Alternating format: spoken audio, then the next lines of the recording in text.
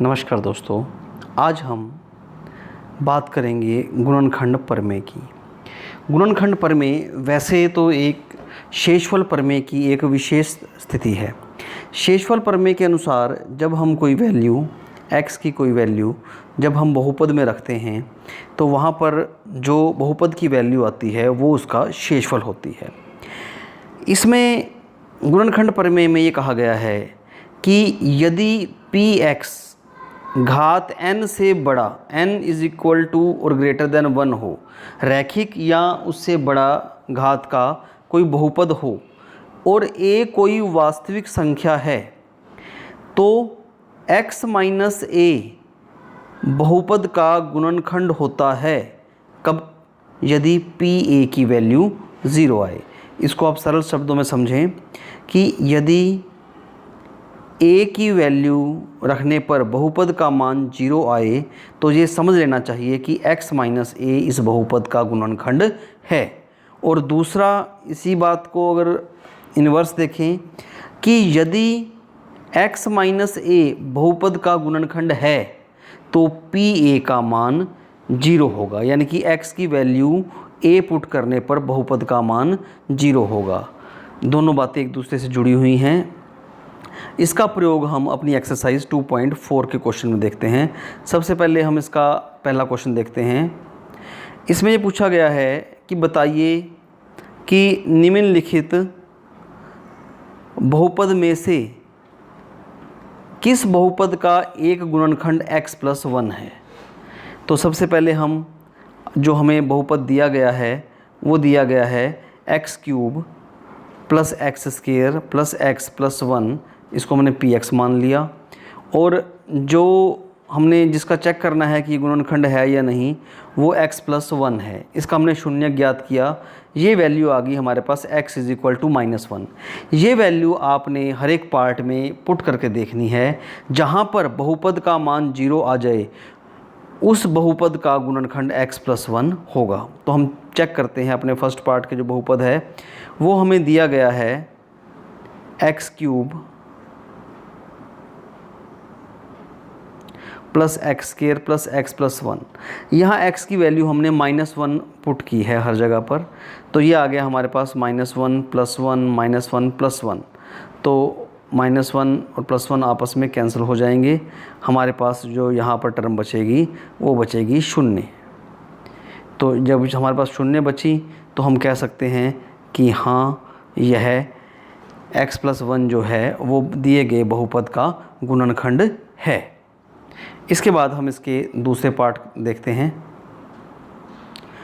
अब इस क्वेश्चन का जो दूसरा पार्ट है उसमें जो हमें बहुपद दिया हुआ है वो है x power 4 plus x cube plus x square plus x plus 1। यहाँ पे भी हमें वैल्यू वही पुट करनी है, x इज इक्वल टू -1। जब हम x की वैल्यू -1 पुट करेंगे सभी जगह पर तो ये बन जाएगा प्लस के 1 -1 प्लस 1 -1 और प्लस 1। अब यहाँ से देखिए, अब एक प्लस का 1 और माइनस का 1, प्लस का 1 और माइनस का 1 ये कट जाएंगे। हमारे पास सिर्फ बचेगा 1। तो ये 0 के इक्वल नहीं आया, नॉट इक्वल टू 0 है। तो इसलिए यह जो x प्लस 1 है इस दिए गए बहुपद का गुणनखंड नहीं है। इसके बाद इसी का थर्ड पार्ट जो है वो है x power 4 plus 3x cube plus 3x square plus x plus 1। Value x की हमने -1 ही पुट करनी है यहाँ पर। तो यहाँ पर हमने x की वैल्यू जब -1 पुट करेंगे तो हमारे पास वैल्यू आएगी -1 का स्क्वायर प्लस 3 इंटू -1 का क्यूब प्लस 3 इंटू -1 का स्क्वायर -1 और प्लस 1। जब -1 को 4 टाइम मल्टीप्लाई करेंगे प्लस का 1 आएगा।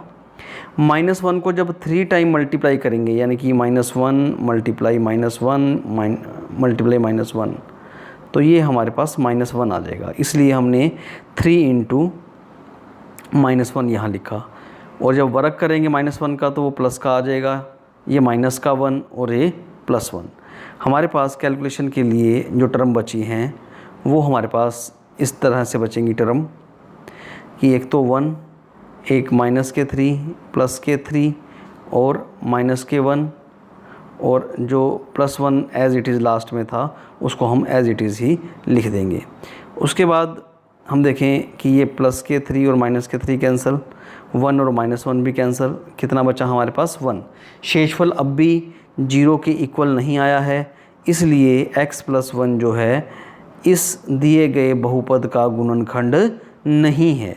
अब इसका जो अंतिम पार्ट है इस क्वेश्चन का, फोर्थ पार्ट फर्स्ट क्वेश्चन का, वो देखते हैं, जिसमें हमें जो बहुपद दिया गया है वो है x³ - x² -2 + √2 × x + √2।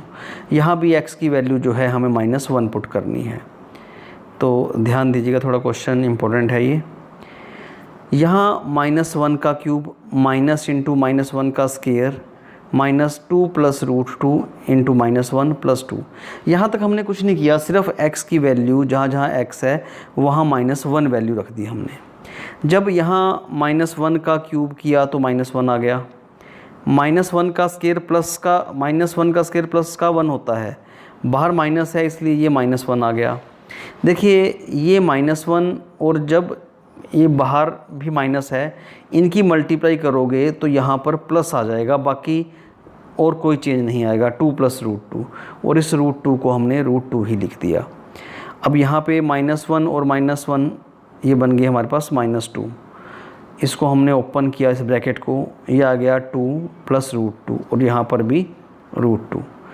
अब यहाँ पर -2 से +2 कैंसिल, √2 + √2 ये बन जाएगा 2√2, और ये भी 0 के इक्वल नहीं है। शेषफल 0 के इक्वल नहीं है तो हम कह सकते हैं कि x + 1 जो है इस दिए गए बहुपद का भी गुणनखंड नहीं है। धन्यवाद।